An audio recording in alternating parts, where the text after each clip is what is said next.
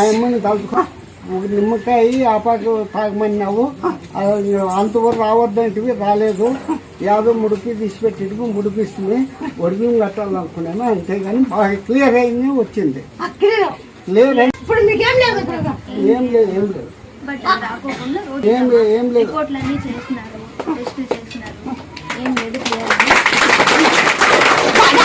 Clear అని చెప్పినారు. Bed cancer అండి అని చెప్పి క్యాన్సర్ బెడ్ క్యాన్సర్ అండి ఎడబడి గుదిగా ఉంటుంది. వచ్చినాము నువ్వు 5 దినాలు మేక రూపాయలు తాగమని కళ్ళే వినమంటివి. యాపాకు దుమ్మకాయ తినిపించి బాగా అయినాక రమ్మని చెప్పింది. ఈ పొద్దు వచ్చింది ఆ పొద్దు ఇంటికి అమ్మ